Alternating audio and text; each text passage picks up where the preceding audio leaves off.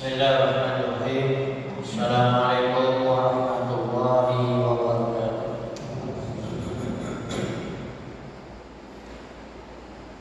Innal hamdalillah nahmaduhu wa nasta'inuhu wa nastaghfiruh wa na'udzu billahi min shururi anfusina wa min sayyiati a'malina. May yahdihillahu fala mudilla lahu wa may yudlil fala hadiya lahu. Asyhadu an la ilaha illallah wahdahu la syarika lahu wa asyhadu anna Muhammadan abduhu wa rasuluh. Ya ayyuhalladzina amanu taqullaha haqqa tuqatih wa la tamutunna illa wa antum muslimun. Amma ba'du fa inna asdaqal hadithi kitabullah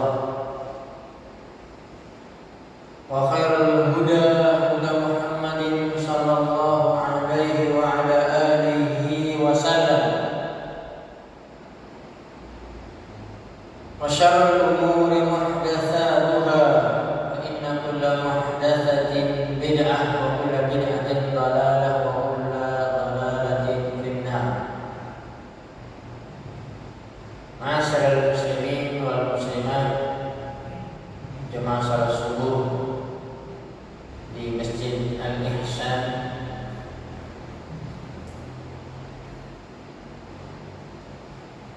di Ain Paraban, Sumatera Utara yang dirahmati dan dimuliakan Allah Subhanahu wa taala. Pada hari yang cerah dan bahagia ini kita telah melaksanakan salat fardu subuh berjamaah, dan tidak lupa kita selalu juga mengiringinya dengan salat sunat fajar agar kita mendapatkan setiap paginya diawali dengan pahala yang besar, bahkan lebih besar daripada dunia beserta isinya. Rasulullah sallallahu alaihi wasallam bersabda, "Raka'atul fajri khairun minad dunya wa ma fiha." Seorang yang salat 2 rakaat sebelum salat subuh, salat sunat fajar, maka sungguh dia telah mendapatkan lebih baik daripada dunia beserta isinya.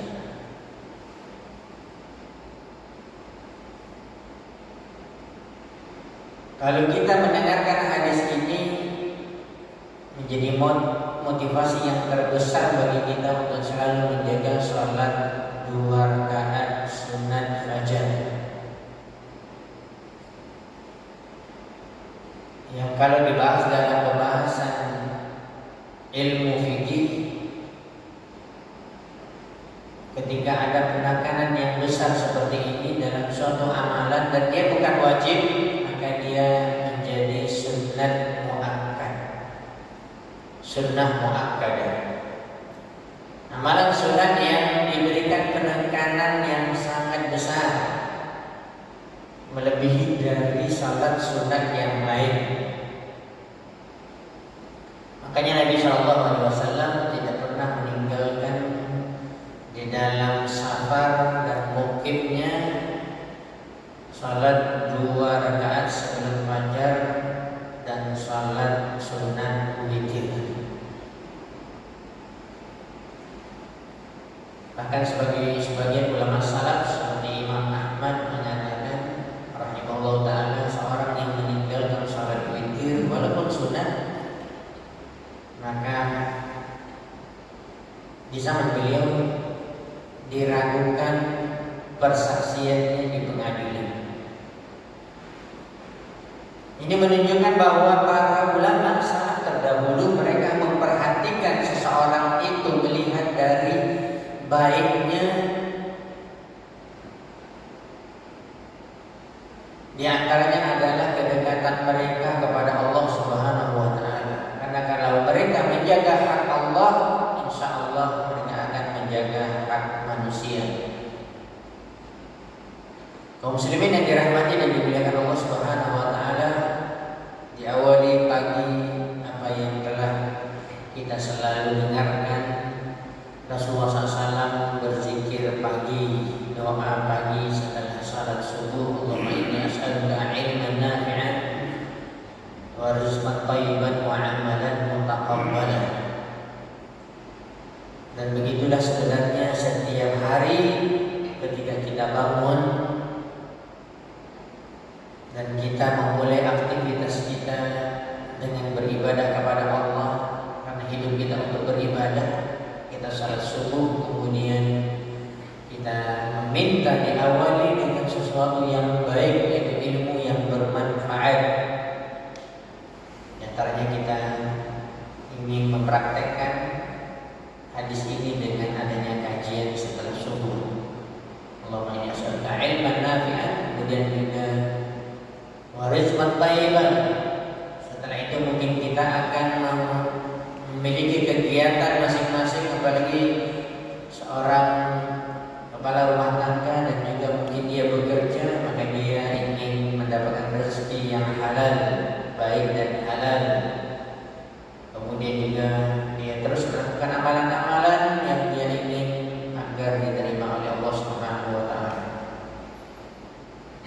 Kaum muslimin dan muslimat yang dirahmati dan dimuliakan Allah Subhanahu wa taala, pagi Sabtu pada hari ini 17 Mei 2025, 19 Zulqa'dah 1446 Hijriah, kita dapat kembali bertemu di Masjid Al-Ihsan untuk melanjutkan nasihat agama yang akan mudah-mudahan akan melembutkan hati kita agar selalu dekat kepada Allah Subhanahu wa taala. Bahasan kita adalah hati yang selamat. Kaum muslimin dan muslimat yang dirahmati dan dimuliakan Allah Subhanahu wa taala. Dari dulu kita sering juga mendengar adanya kajian-kajian, nasihat-nasihat berkaitan dengan manajemen qalbu.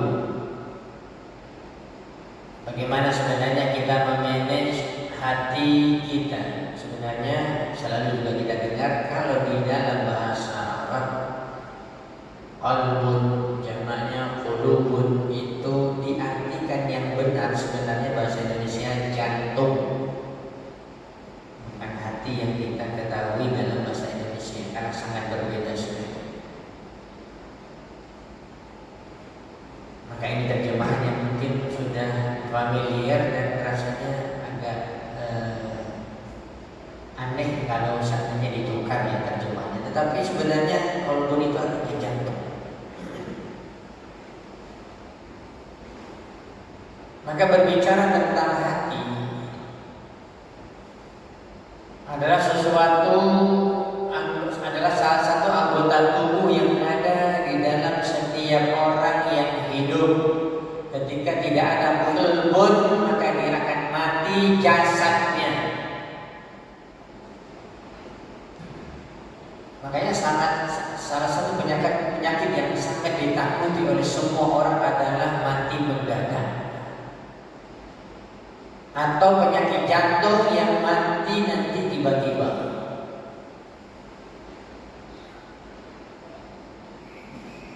Sehingga tidak sedikit dari manusia yang mereka akan menghabiskan harta mereka. Mereka tidak peduli, apalagi mereka kaya, habis duitnya. Bahkan orang yang apa adanya, mereka akan rela untuk mungkin menjual aset hartanya atau apapun yang dia miliki agar dia tidak mati, agar dia tidak sakit jantung. Kematian hati yang kita lihat gumpalan, kematian menyalahnya itu jantung yang kita lihat gumpalan ada di dalam tubuh kita masing-masing. Ini adalah kematian yang sifatnya sementara apabila sakitnya kronis berat. Yang kita khawatirkan wahai kaum muslimin yang dirahmati dan dimuliakan Allah Subhanahu wa taala, hakikat makna yang terkandung di dalam qalbun tersebut, yaitu berkaitan dengan amalan hati, bukan benda itu yang mungkin kalau dokter spesialis penyakit jantung dan ada operasi jantung dan pasang ring itu bisa dipegang anggota tubuh benda itu, tetapi hakikat yang ada di dalamnya tidak ada yang mengetahui. Makanya kita mendapatkan banyaknya orang yang selalu diingatkan dan wajib selalu diingatkan dalam perkara urusan kesehatan, dalam perkara urusan dunia. Jangan terlalu berlebihan perhatian kita kepada perkara ini, karena kita akan mati, karena itu tidak akan memberikan pengaruh yang besar terhadap kebahagiaan kita hidup di akhirat, karena akhirat adalah selama-lamanya. Ada berdunia sementara. Sakitnya jantung seorang itu di dunia, kemudian mati dia dengan penyakit tersebut. Dia orang yang beriman, bertakwa, kalau hatinya bersih, kalau hatinya baik, maka dia akan bahagia. Dan sebaliknya orang yang mendapatkan kesehatannya baik dan terus memeriksa kesehatannya, bahkan medical check up, ya saking khawatirnya di perusahaan, di pribadi kita, apalagi berkaitan dengan jantung, ya rasanya tidak ada meninggal dengan penyakit jantung. Tetapi ketika dia hatinya mati, ketika hatinya sakit, maka sesungguhnya orang seperti ini dia akan rugi. Dia orang yang paling sengsara dalam kehidupan di dunia ini, apalagi di akhirat.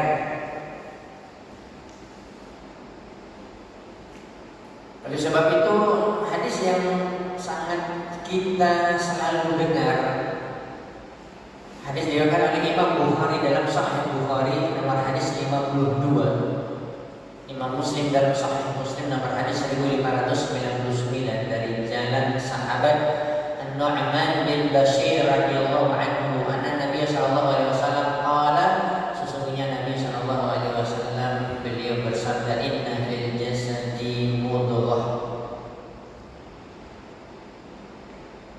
sesungguhnya di dalam setiap jasad manusia pasti ada mudghah, yaitu sepotong daging. Yang ada kita lihat zahirnya, yang kita lihat tadi benda, makhluk, bagian dari anggota tubuh kita di dalam tubuh kita, mudghah. Idza salahat salahal jasadu kullu, apabila baik mudghah tersebut, maka baiklah seluruh anggota tubuh kita. Wa idza fasadat fasadal jasadu kullu, apabila rusak maka rusaklah seluruh anggota tubuh kita. Ala wahiyal qalbu, ketahuilah kata Nabi sallallahu alaihi wasallam, segumpal daging itu adalah al-qalbu, jantung, hati. Telah kita sebutkan tadi, ini bahkan merupakan motor penggerak, bahkan merupakan penentu orang itu hidup atau mati. Diperhatikan jantungnya, motor penggerak juga dari anggota hati yang lain. Ini zahir dari qalbun. Begitu juga makna yang terkandung di dalamnya kita sudah berikan penekanan, dan Nabi SAW memberikan penjelasan ini kepada para sahabat dan juga kepada kita ketika mendengarkan hadis ini, supaya kita memiliki perhatian yang sangat besar dalam urusan qalbun ma'nawinya, agar tidak rusak, agar tidak banyak penyakit atau ada penyakit tetapi terus penyakit itu akan merusak, ya, atau akan mati hati tersebut. Berkata Imam Nawawi rahimahullah taala dalam kitabnya Syarh Minhaj yang beliau syarahkan itu Syarh Sahih Muslim, beliau mengatakan kalau Imam Nawawi, imam besar Ahlus Sunnah wal Jamaah bermadzhab Syafi'i yang sangat terkenal, memiliki kitab Riyadhus Shalihin, memiliki kitab Hadis Arba'in An-Nawawi dan kitab Syarah Muhadzab dalam fikih dan yang lainnya. Banyak sekali kitab beliau. Imam Nawawi rahimahullah taala mengatakan tentang hadis di atas setelah kita bacakan, wa fi hadzal hadis ta'minun 'ala as-sa'i fi salahil qalbi wa himayatihi minal fasad. Hadis ini memberikan faedah yang besar, penekanan yang sangat kuat, ya, usaha seorang wajib maksimal dalam memperbaiki hatinya dan menjaganya dari kerusakan. Berkata Imam Hafidz Ibnu Hajar Al-Asqalani, karena hadis yang telah kita bacakan tadi juga dikeluarkan oleh Imam Bukhari dalam Sahih Bukhari. Imam Ibnu Hajar Al-Asqalani di dalam kitabnya Sahih Bukhari yang di kitab Fathul Bari mengatakan sunniyal qalbu qalban litaqallubihi bil umur aw li'annahu khalisun ma bil badan wa khalisu kulli syai'in qalbuhu aw li'annahu wudi'a fil qalbi maqluban. Wa qala rahimahullah wa khassa al qalbu bidzalika li'annahu amirul badan wa salahu wa bi salahil amiri tasluhur ra'iyatu wa bi fasadihi tafsudu wa bi hadzal hadis tanbihun ala ta'dhimi qadril qalbi wal hathi ala salahihi. Imam Ibnu Hajar rahimahullah taala mengatakan setelah membawakan hadis tadi tentang al-qalbu, hadis An-Nu'man bin Bashir, beliau mensyarahkan dinamakan al-qalbu, jantung atau hati itu jantung, ya, karena dari kata bahasa Arab ada huruf qafnya, ada huruf lamnya, ada huruf ba-nya, litaqallubihi fil umur, karena mudahnya berubah-ubah dalam seluruh perkara, sangat mudah berubah.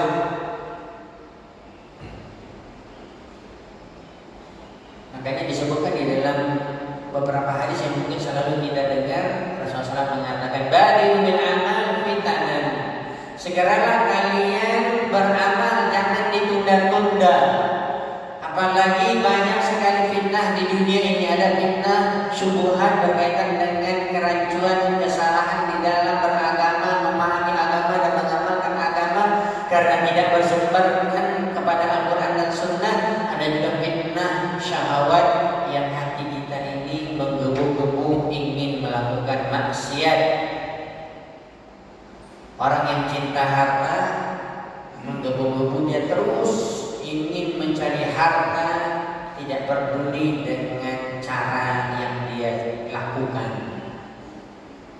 Dia ingin menjadi orang yang terkaya, ingin menjadi orang yang banyak hartanya, dia tidak peduli dengan cara yang diharamkan pun dia lakukan.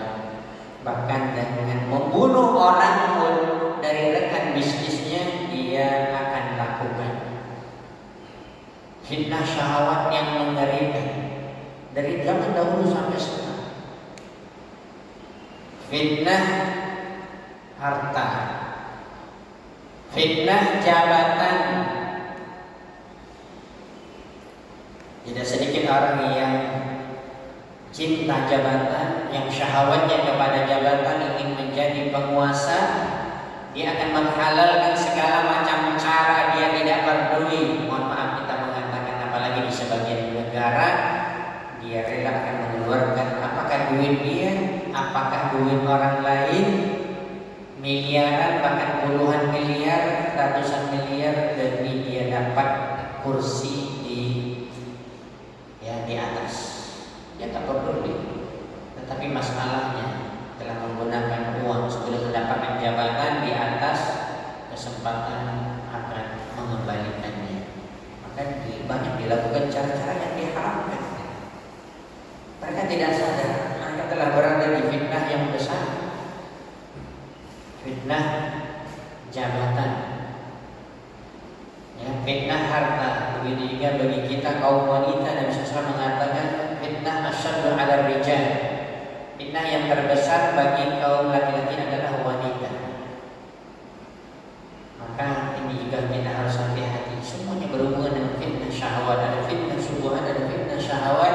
Maka Nabi SAW memperingatkan, badir bil amal fitanan, segeralah kalian beramal, fitnah bermunculan. Kaqita'il lail al-mudlim, semakin malam semakin gelap, semakin dekat kepada hari kiamat, terus berjalan waktu ini, maka semakin banyak dan besar fitnah. Maka segeralah beramal. Janganlah kamu paginya, kata Rasulullah, beriman, sore telah menjadi kafir, atau malamnya beriman, paginya menjadi kafir. Itulah dikatakan qalbun, cepatnya perubahan hati kita dihitung dalam 1 hari bisa berubah.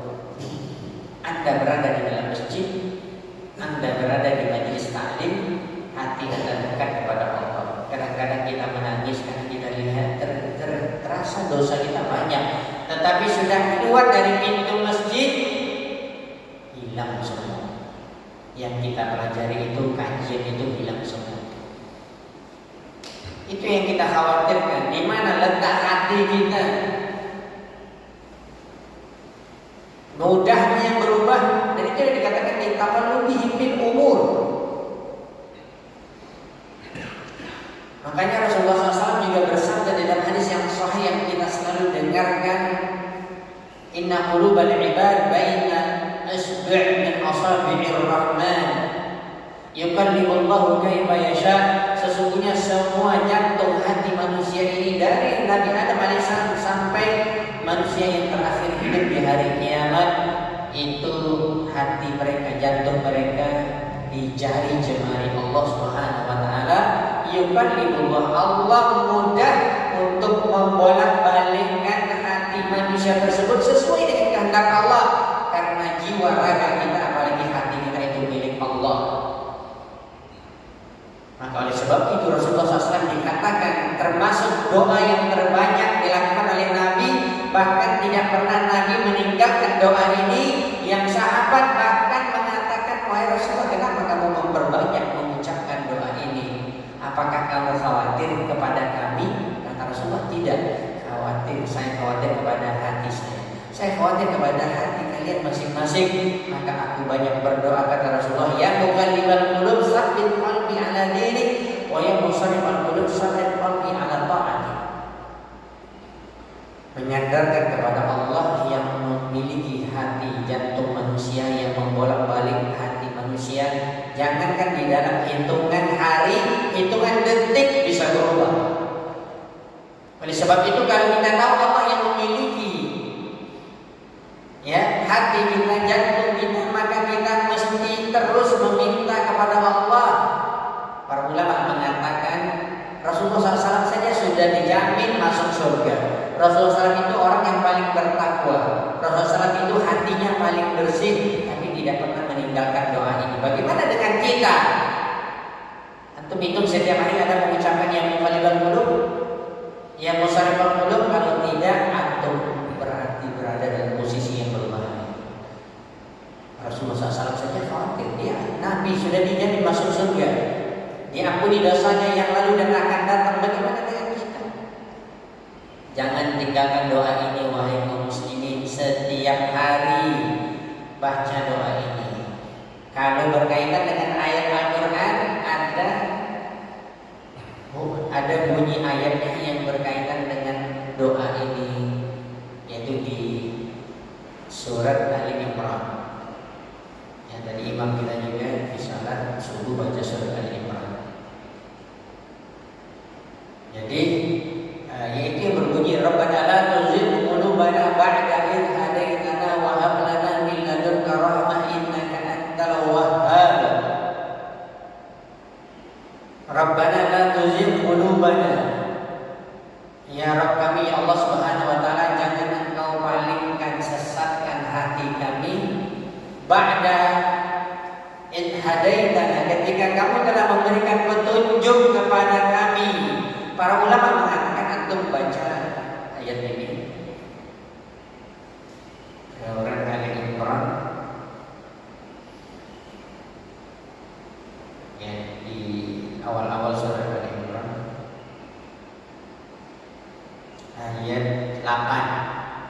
Kalau antum mundur ke belakang ayat 7, itulah yang dikatakan oleh para ulama. Ya, mereka adalah ar-rasikhuna bil ilmi. Yaquluna, mereka adalah orang-orang yang kuat, mapan, ya, bertakwa, orang-orang yang kokoh di dalam ilmu agama dan amal mereka.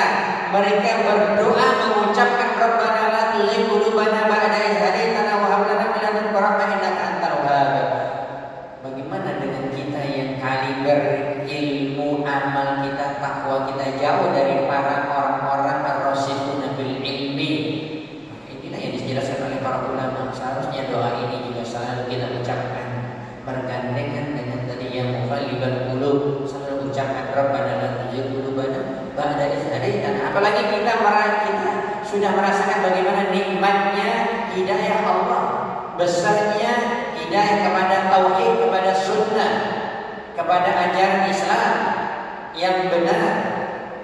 Jangan sampai hidayah ini lepas. Jangan sampai kita kembali, mohon maaf, ke dunia gelap kita dulu. Kita kembali melakukan kesyirikan, kembali kita melakukan perbuatan-perbuatan bid'ah, kembali kita masuk ke dunia gelap, maksiat-maksiat besar. Jangan, bahaya. Rabbana la tuzigh qulubana ba'da idh hadaytana. Pertahankan. Sebagaimana dijelaskan oleh para ulama, hidayah Allah itu mahal.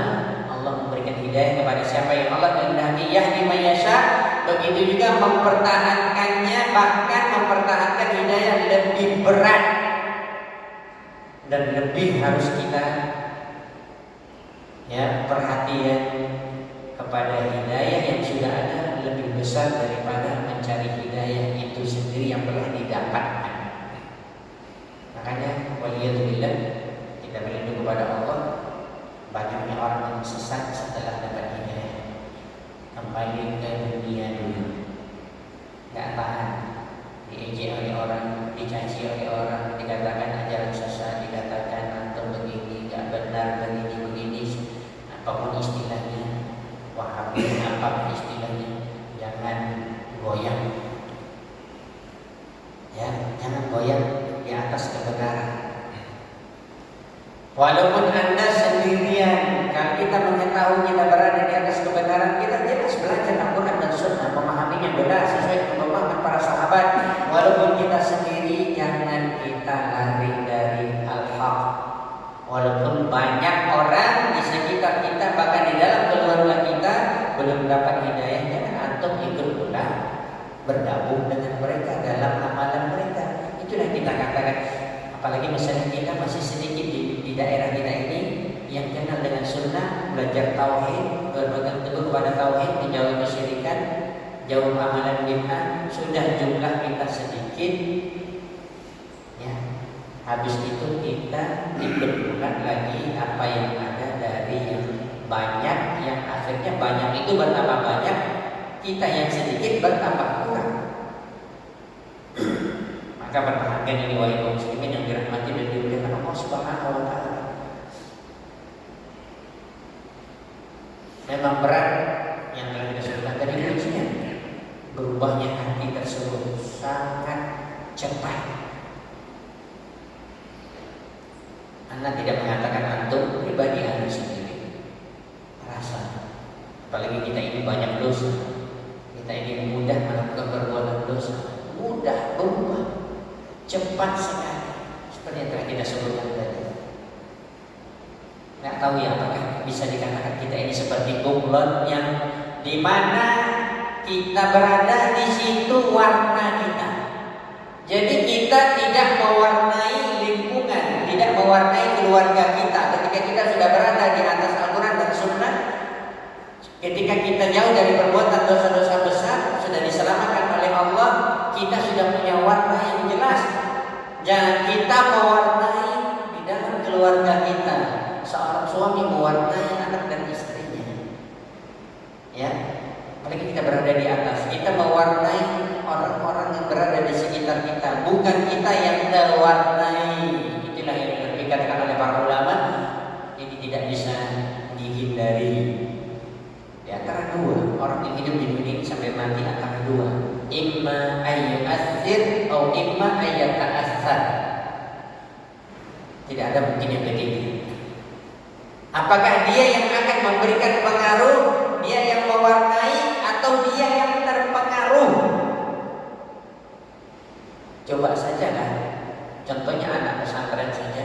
Kalau kita juga katakan tadi seperti kita yang hadir di dalam masjid itu, hadir kajian, bertemu dengan masya Allah teman-teman yang saleh, teman-teman yang juga baik, yang bertakwa. Tapi kalau kita keluar, masuk kita di dunia kerja kita, masuk kita berkumpul dengan orang banyak, mulai berubah. Jangan sampai kita diwarnai, kita yang mewarnai.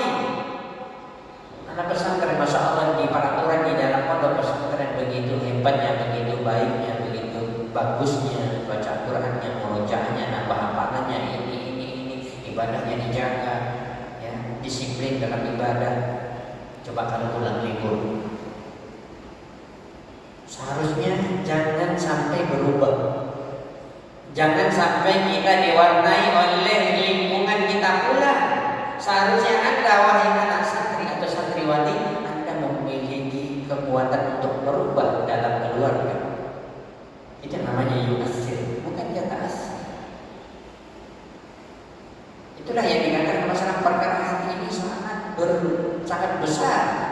Makanya kalau kita lanjutkan penjelasan dari Imam Hamid Ibn Hajar Al-Asqalani rahimahullah ta'ala dalam sahih kitab Sahih Bukhari, kitab Fathul Bari, kita mengatakan tadi, atau ada dikatakan hati itu adalah hati, jantung itu adalah jantung, yusun yang fahu qalban li'anna khalisun ma'il badan, karena dia adalah merupakan intisari dari apa yang ada dalam tubuh manusia. Itu yang dikatakan inti, tidak ada jantung orang mati. Atau segala sesuatu yang ada di dalam tubuh kita. Atau disebutkan juga qalbu, yaitu qalban, karena dikhususkan, karena terletak dia itu terbalik, terlungkup. Jadi dikatakan sini maqluban, li'anna wudi'a fil qalbi maqluban.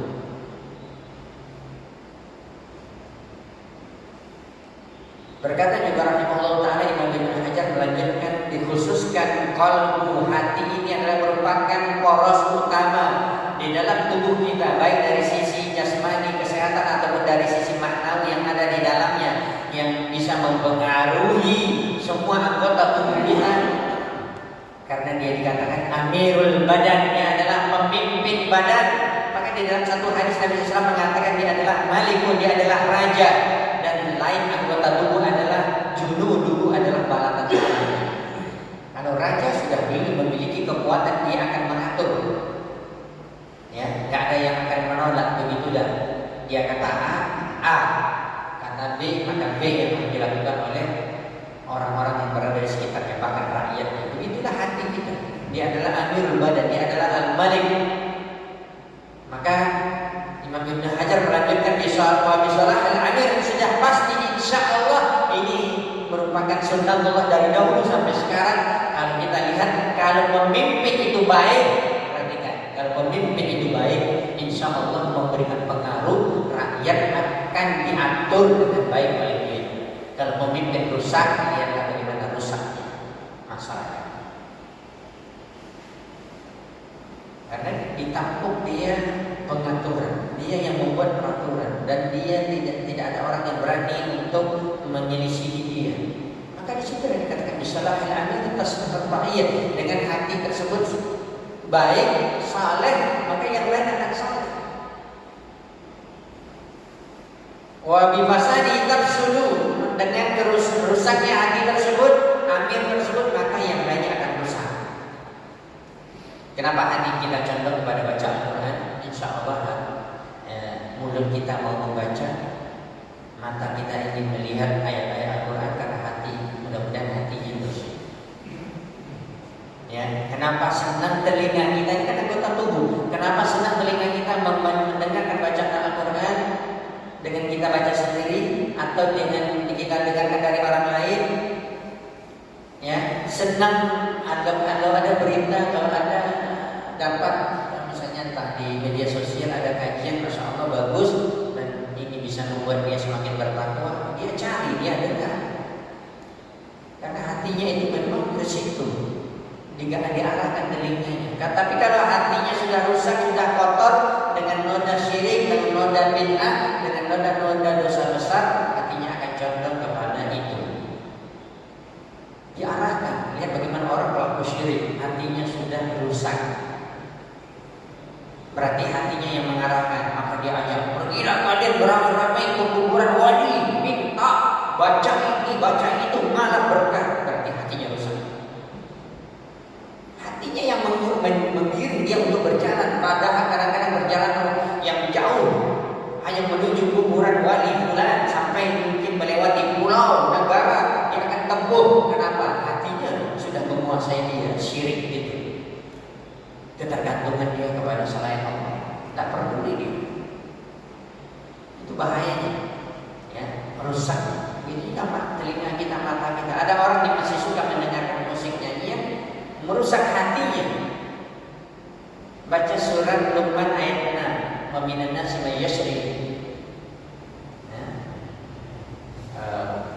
Apa bunyi surat Luqman ayat 6 itu yang disebutkan bahwa ya, di antara manusia ada yang mereka ya mendengarkan musik, mendengarkan nyanyian, dan itu akan merusak hati, menunjukkan keharaman kata para ulama. Dan ini kenapa hati kita suka mendengarkan musik? Karena hati kamu bermasalah, suka, karena hatimu sudah mulai sakit, mulai rusak. Orang yang insya Allah diberikan oleh Allah tauhid, dia tahu yang haram, dia dengar itu dia nggak senang. Masya Allah, antum baca biografi kehidupan para sahabat. Di antaranya Abdullah bin Umar. Abdullah bin Umar itu kalau lewat pasar ada dengar musik, tutupnya telinganya, dicucuknya dalam-dalam, nggak mau dia dengar. Dia takut ini rusak. Dia sudah lewat agak jauh baru dibuka. Kalau kita sengaja cari mana yang ada musik, itu kaki goyang-goyang. Ingat lagu lama yang pernah dihafal dulu. Rusak gitu. Rusak. Kalau rusak hati ini, dia akan menggiring kepada yang haram. Mata kita diarahkan terus kepada yang haram. Mulut kita bukan mengucapkan zikir, doa, kata-kata yang baik, caci maki, carut marut kata orang, ya, suka menyakiti orang. Berarti masalah itu kalbun kita, karena sudah nampak zahir dari amalan anggota tubuh yang lain rusak. Berarti itu ada yang rusak di dalam tubuh, porosnya kalbun. Itu yang harus selalu diperbaiki, yang harus selalu kita perhatikan oleh kaum muslimin. Tangan kita untuk apa kita gunakan? Nyepelin orang, pukul, atau untuk membantu orang, untuk mencuri, atau untuk apa? Kaki kita kemana kita langkahkan? Ke masjid, majelis taklim, ilmu, menolong orang, atau ke diskotik, atau ke tempat-tempat maksiat. Ya, ini semuanya pergerakan anggota tubuh kita ditentukan oleh makhluk yang tadi di dalam tubuh kita yang dikatakan al-qalbu. Kaum muslimin yang dirahmati dan dimuliakan Allah Subhanahu wa taala, dilanjutkan oleh Imam Ibnu Hajar Al-Asqalani, beliau mengatakan wa fi hadzal hadis, di dalam hadis ini juga memberikan faedah tanbihun, peringatan ala ta'dhimi qadril qalbi, yaitu besarnya perkara berkaitan dengan hati ini, wal hathi ala salahi, dan adanya anjuran yang kuat untuk memperbaikinya, untuk memperbaiki hati kita. Kaum muslimin yang dirahmati dan dimuliakan Allah Subhanahu wa taala, ya, kalau kita baca yang berkaitan dengan qalbun salim adalah di dalam Al-Qur'an di surat Asy-Syu'ara, ya, ayat 89. Kalau ada kaitannya sebelumnya mulai dari ayat 87, wala tukhzini yauma yub'atsun. Kita katakan kepada Allah, ya Allah, jangan kamu hinakan aku pada hari yang semua orang akan dibangkitkan. Kita khawatir di akhirat, yang pada hari itu dikatakan yauma la yanfa'u malun wala banun. Pada hari itu tidak bermanfaat harta, sekaya apapun Anda, konglomerat dan yang lainnya, tidak bermanfaat harta pada hari itu, pada hari itu berbangkit. Wala banun, dan juga tidak akan bermanfaat anak-anak kalian, kecuali siapa yang mendapatkan manfaat, illa man atallaha biqalbin salim, kecuali seorang yang datang kepada Allah dengan hati yang selamat. Ini kajian kita pada pagi hari ini insya Allah tidak terlalu panjang juga, tapi cukup ini sudah panjang juga saya sampaikan. Dengarkan bagaimana penjelasan Imam Ibnul Qayyim. Imam Ibnul Qayyim atau Ibnu Qayyim al-Jauziyah yang wafat tahun 700-an Hijriah, dia adalah merupakan murid dari Syekhul Islam Ibnu Taimiyah. Dan beliau ini terkenal Syekhul Islam yang kedua setelah gurunya Ibnu Taimiyah, Imam Ibnul Qayyim, yang juga beliau dikenal adalah bukan hanya tabibul badan, tetapi juga tabibul qalbi. Beliau sangat terkenal sekali, kitab-kitabnya luar biasa. Bukan hanya dikenal beliau itu memiliki kitab, di dalam kitab Zadul Ma'ad ada kitab At-Tibbun Nabawi. Makanya banyak orang-orang ahli herbalis, meramu-ramu dan segala macam obat herbal itu banyak mereka mengambil ilmu dasarnya dari kitab Imam Ibnul Qayyim, yaitu At-Tibbun Nabawi. Bukan hanya beliau ahli kalau kita katakan dokter hati, dokter tubuh, tetapi juga beliau adalah dokter hati, dikatakan tabibul qalbi. Dan semua kata para ulama, semua ulama adalah at-tibba'ul qulub. Mereka adalah semuanya adalah dokternya hati. Makanya kita harus dekat kepada para ulama. Makanya kita harus selalu mendengarkan nasihat agar hati kita ini yang sakit sehat, agar yang mati itu menjadi hidup. Bisa. Ya, ibaratnya kalau antum melihat bagaimana tanah gersang kemarau panjang sudah retak-retak, ini mati ya, maka bisa hidup? Bisa. Turunnya hujan, datangnya air yang mengalir, hidup lagi ya. Yang tidak mungkin rasanya ada tumbuh, tanaman tumbuh. Hati tidak bisa mati. Yang sampai dibiarkan ya, maka segera hidupkan, maka segera sembuhkan. Sebab itu Imam Ibnul Qayyim dikenal dengan Tabibul Qalbi wal Qulub. Dia memiliki kitab yang sangat terkenal Al-Jawabul Kafi, yang diberikan penjelasan oleh para ulama. Sebenarnya asli kitabnya yang benar dari judulnya adalah Ad-Da' wad Dawa. Itu sama, Al-Jawabul Kafi dan Ad-Da' wad Dawa. Ada penyakit dan ada obatnya. Dia menjelaskan bagaimana perbuatan dosa itu membuat hati rusak, yang itu sangat berbahaya. Dan beliau memiliki kitab ini dan luar biasa, ini bagus untuk dibuat kajian majelis ilmu. Kitab Ad-Da' wad Dawa. Kalau untuk pada bahasa Arab, bukan bahasa Arab. Luar biasa kitab ini, bagus sekali. Ya, Imam Ibnul Qayyim menjelaskan tentang hati yang selamat. Kita berbicara al-qalbus salim, illa man atallaha biqalbin salim. Al-qalbus salim, bagaimana atau apa ciri-ciri dikatakan hati yang selamat? Walladzi salima minasyirik. Perhatikan, selamat dari syirik. Perhatikan, ini dosa yang paling besar. Kita sudah bahas sebelumnya di kajian di tempat yang lain. Dosa yang paling besar itu syirik. Ini paling berbahaya, ini penyakit yang paling mematikan. Kalau sudah ada dalam tubuh manusia, paling berbahaya, paling mematikan. Maka selamatkan hati kita jadi hati yang selamat, selamat daripada kesyirikan. Belajar tauhid, ketahui bentuk-bentuk kesyirikan, jauhi, hati kita akan selamat. Ketergantungan kita selain Allah tinggalkan. Rojak kita, harap kita, khauf kita, takut kita, ya, apalagi ibadah kita hanya untuk Allah. Qul inna salati wa nusuki wa mahyaya wa mamati lillahi rabbil alamin. Katakanlah Muhammad, sesungguhnya salatku, hidupku, sembelihanku, hidupku, matiku hanya untuk Allah. Itulah tauhid. Lawannya adalah syirik berbahaya. Maka selamatkan diri kita dari hati kita dari syirik. Wal ghil, adanya kedengkian, hasad, ya, adanya penyakit-penyakit hati, syuh, yaitu bakhil yang bersangatan, al-kibr, sombong, ya, menolak kebenaran, batalul haq wa ghamtun nas, menghinakan manusia. Ini penyakit-penyakit yang berbahaya. Wa hubbud dunya wa riasah, cinta dunia dan kekuasaan yang kita sebutkan tadi. Begitu banyak orang yang tenggelam dan bahkan masya Allah ada yang di penjara, ada bahkan hidupnya tidak ada lagi mendapatkan ketenangan hidup ketika hatinya sudah rusak dengan cinta dunia dan kekuasaan. Ini penyakit-penyakit yang berbahaya, itu harus dibersihkan kalau hati kita ingin selamat. Fasalima min kulli afatin yub'idu 'anillah, dan seluruh penyakit yang akan menjauhkan dari Allah jauhi agar hati kita selamat. Wa salima min kulli syubhatin tu'aridu khabaru, dan juga kita selamatkan diri kita dari fitnah syubhat yang telah kita sebutkan tadi. Hati-hati kelompok-kelompok sesat, pemahaman-pemahaman yang menyimpang ini fitnah syubhat. Antum jangan bergabung dengan mereka, jangan duduk di majelis ilmu guru seperti ini. Bahaya, ahli bid'ah, apalagi mengajak orang untuk melakukannya. Ini fitnah syubhat, hati kita bahaya. Makanya ada ungkapan para ulama, al-qulubu dha'ifah wal fitanu qattafah. Hati itu lemah, adapun fitnah itu menyambar-nyambar seperti petir. Maka hati-hati kita. Wa min kulli syahwat, kemudian kata beliau, selamatkan juga diri kita dari fitnah syahwat.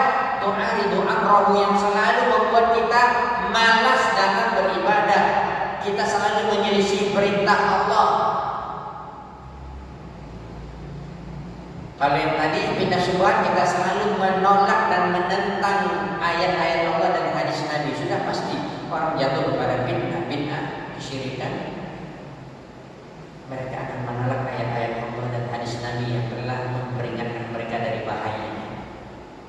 Fitnah syahwat, mereka akan menolak adanya perintah-perintah Allah untuk dekat kepada Allah dan menjauhi hal yang diharamkan. Kemudian juga wasalimah min kulli iradatin tuzahhimu muradahu, juga selamatkan hatimu dari seluruh perkara atau keinginan yang akan membuat keinginan kita itu yang baik akan terhalangi. Wa wasalimah min kulli qati'in yaqta'u 'anillah, juga selamatkan hatimu dari seluruh hal-hal yang bisa memutuskan kita dari Allah. Hubungan kita terputus dari Allah, apa perkaranya? Dalam ucapan kita, dalam perbuatan kita, dalam pertemanan kita. Hindari ini semuanya agar hati kita selamat. Jangan suka banyak nongkrong-nongkrong, kongko-kongko, ngerumpi-ngerumpi, ngomong sana ngomong sini, gak ada tujuan hidup. Sudah kelantur kadang-kadang ngomong sana kemari kepada ucapan-ucapan yang kotor, ya sudah rusak kita. Hati-hati wahai kaum muslimin, ya. Kemudian dilanjutkan, wala tatimu lahu salamatu mutlaqan hatta salima min khamsati asya. Kesimpulannya kata Imam Ibnu Qayyim dalam kitabnya Ad-Da'wah Dawat atau Al-Jawabul Kafi, dan tidak akan sempurna seorang itu bisa menyelamatkan hatinya secara mutlak kecuali dia selamatkan dari 5 perkara. Tadi sudah disebutkan ini, tapi masih ini secara jelas dalam contoh.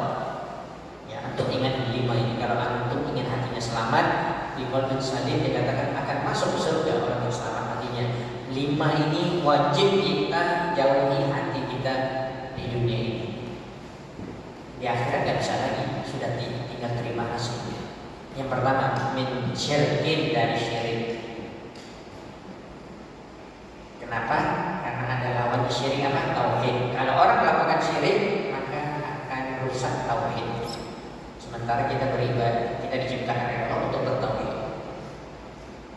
Ya, hindari pertama syirik. Yang kedua, min bid'atin, yaitu hindari perbuatan bid'ah.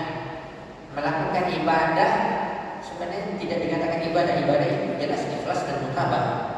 Dia menganggap itu ibadah, tetapi itu bukan ibadah. Kenapa? Menyelisih sunnah. Karena bid'ah itu tukhalifus sunnah. Makanya tidak ada bid'ah sahiha. Bid'ah hasanah itu tidak ada, bid'ah yang baik itu tidak ada, karena ini bertentangan. Apakah ada dikatakan syirik baik? Tidak ada. Begitu juga bid'ah tidak ada yang baik, karena satu sudah jelas tauhid, satu syirik, satu sunnah, satu bid'ah, ini berlawanan. Makanya nanti kalau ada orang, ustaz mengatakan adanya bid'ah yang baik, ini dari mana dia dapat sumber? Tidak ada. Bertentangan dengan hadis Nabi. Maka hindari perbuatan bid'ah sekecil apapun. Apalagi kita dulu, kita terasa dapat hidayah kepada sunnah, banyak amalan bid'ah dulu, jangan antum lakukan lagi. Tinggalkan, karena itu bisa merusak hati. Ini kan dosa besar juga, kita telah sebutkan di masjid sebelum ini, kita sudah isi kajian. Dosa yang paling besar itu syirik, di bawahnya bid'ah, di bawahnya dosa-dosa besar, baru dosa-dosa kecil. Ini semua yang namanya dosa merusak hati. hati kita tidak akan selamat kalau kita terus melakukan syirik, bid'ah, kemudian juga syahwat, keinginan hawa nafsu kita yang mukhaliful amra, yang selalu menyelisihi perintah aturan Allah. Berarti sudah 4 ya, syirik 3, bid'ah 1, 2 dan syahwat. Kemudian yang keempat ghaflah. Arti Anda ingin selamat, jauhi dari kelalaian, jangan sampai lalai. Ya, jangan sampai menjadi orang al-ghafilun, orang-orang yang lalai. Lawan lalai apa? Ingat, maka orang yang selalu berzikir kepada Allah hatinya selamat dari kelalaian. Orang yang malas berzikir hatinya lalai. Itu saja, tak bisa itu. Yang berlawanan itu tak bisa bersatu. Kalau satu ada, satu pasti hidup. Kalau antum bertauhid benar, pasti syirik akan hilang. Mengamalkan sunnah betul-betul berpegang teguh, bid'ah akan hilang. Ya, kalau kita selalu meletakkan di depan mata kita perintah-perintah Allah itu harus kita junjung, itu syahwat akan bisa kita tepis. Begitu juga kalau kita selalu berzikir, kita akan terjauhi dari kelalaian. Ya, makanya Rasulullah dikatakan dia zikrullah fi kulli ahyan. Rasulullah itu tidak pernah tinggal berzikir dalam seluruh keadaannya, beliau mengingat Allah, baik zikir yang mutlak ataupun zikir yang muqayyad. Terakhir yang kelima adalah hawa. Hawa di sini kalau kita terjemahkan hawa nafsu. Tadi syahwat maksudnya di sini keinginan seorang itu mengikuti hawa nafsunya dalam masalah agama, dalam masalah ya sesuatu yang kalau dia mengikuti hawa nafsunya, itulah banyaknya orang yang jatuh kepada perkara yang menyimpang di dalam agama. Makanya ya, Syekh Muhammad bin Jamil Zain ada bukunya tipis. Dia mengatakan salah satu penyebab bid'ah itu adalah ittiba'ul hawa, mengikuti hawa nafsu, mengikuti keinginan kita. Apalagi mohon maaf, ujung-ujung duit orang melakukan bid'ah karena ada pemasuknya. Apalagi dia tuan guru, di situ banyak masuk duitnya. Digiring orang untuk ziarah ke kuburan ini, digiring orang untuk melakukan amalan ini, digiring orang untuk mendengarkan perkataan dia supaya dia kaya. Dia mengikuti hawanya, ya, sehingga apa? Sehingga ikhlasnya hilang, sehingga dia jauh daripada kebenaran. 5 ini perhatikan, yang bisa merusak hati, yang kita harus bersihkan. Ya, dari kita mulai hidup sampai kita mau meninggal dunia. Ya, dan jangan lupa